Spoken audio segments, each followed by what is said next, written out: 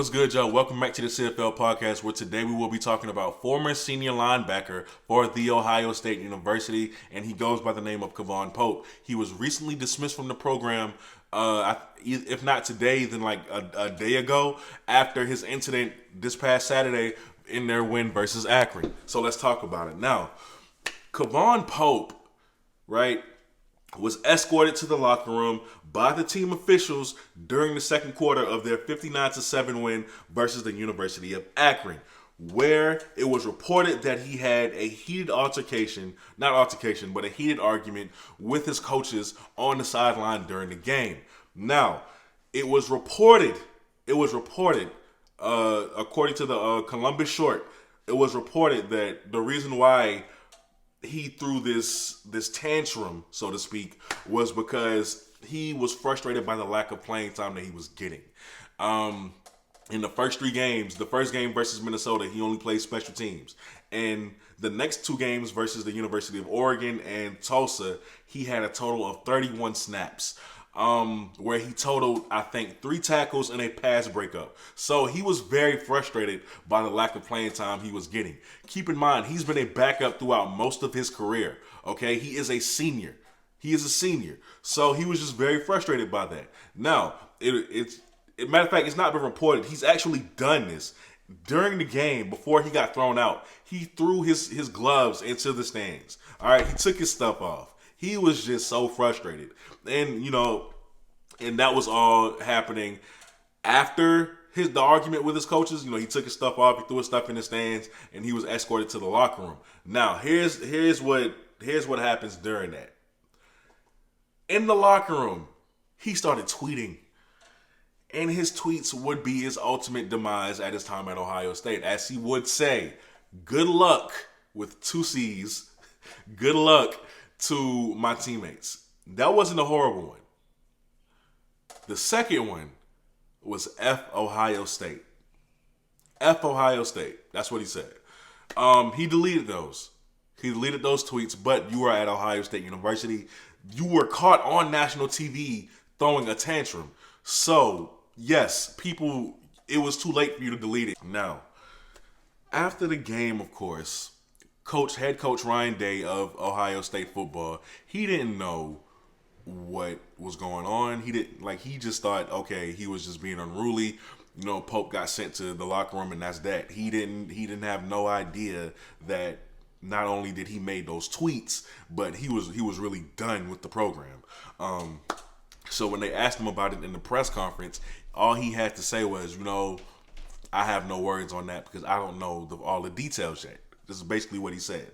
But after he found out that those tweets were made, after he found out that those things were done by Kavon Pope, he dismissed him from the team. He's no longer there. And he was asked, Coach Day was asked, do you think this is a problem? This is an ongoing problem within your locker room, to which Coach Day replied, no, I don't. He understood that Kavon Pope was frustrated by lack of playing time, and he said, and I quote, "His playing time is sparse. Playing time was sparse for Pope, and you can't play everybody." Paraphrasing a little bit, but he did say that. You cannot play everybody. And, I understand Ohio State has a lot of depth. Even for Kavon Pope, who was a 4-star prospect coming out of high school, it just wasn't meant for him to be at Ohio State. So he, instead of just leaving like another former Ohio State linebacker did in Dallas Gant, who entered the transfer portal, he decided to leave in dramatic fashion. And which is, that's why his name is in the news now. Now, in his career at Ohio State, I can see why he was a little bit frustrated. He wasn't really getting much playing time. According to ESPN, in 2018, his freshman year, only had 1 tackle. In 2019, he had 13 tackles, which would be a career high season-wise for him. And in 2020, he only had 2 tackles again. Just wasn't really getting in as much. And when he was in, he wasn't doing the best. I mean, when you don't have much playing time, it's not really much you can do numbers-wise to wow anybody. So, plus, let's not forget, coming out of high school, Kevon Pope was a 4-star recruit. Okay, out of the class of 2018, nationally, he was ranked 217th.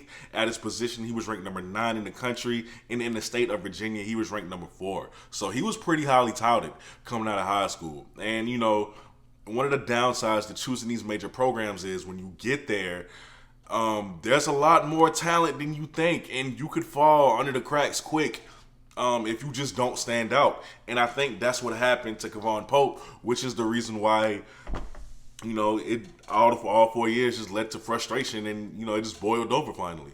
So, in 3 games this season, he had 3 tackles, he had a pass breakup, and that was all. That was all. I think Coach Prime should go after him.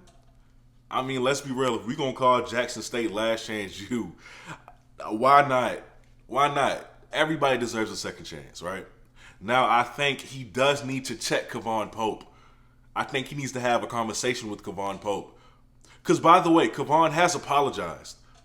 I just don't want y'all to think that he's just some guy who did this and he doesn't care. We don't go after anybody's character on this channel. He's apologized, right? I mean, we have to understand things happen out of frustration.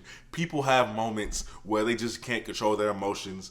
And it just boiled over for him. This is probably stemming from freshman year up until this point. So I'm not going to judge him for it. He's apologized, and, he was dismissed from the program.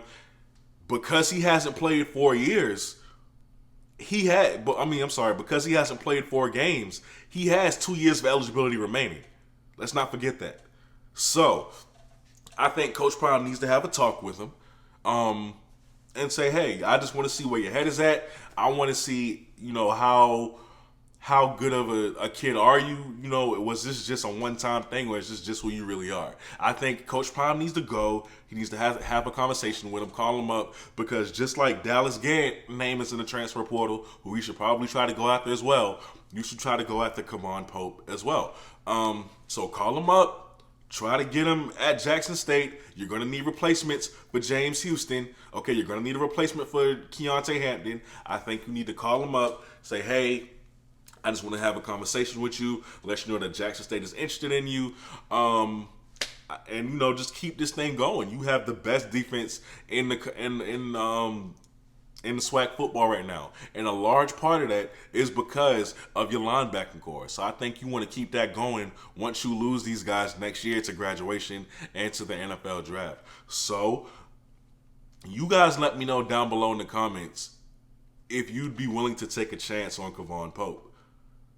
Let me know. Do you think Coach Prime, do you think the recruiting coordinator at Jackson State should take a chance on Kevon Pope? Should they go after Dallas Gant, and should they go after Kevon Pope? To me, it just can't hurt. It can't hurt. Everybody can't be hits. This we know. But you want to keep the success going that you have for your defense. So you should go after him, because you're going to have major keys to replace once these guys leave, once the season is over. I don't know. I think he'd be a good fit. If we're going to call Jackson State last chance you, let's really live up to that billing.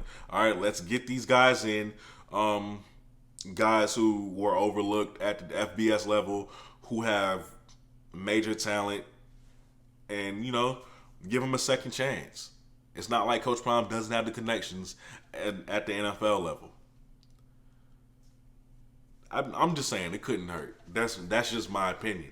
But like I said, let me know what you guys think down below in the comments, because I am genuinely curious to see how this is going to play out. I really want to know what Coach Prime is going to do recruiting wise for this next class. I'm very interested to see how he'll follow it up. Will he live up to what he did with this first class, or will he not live up to it?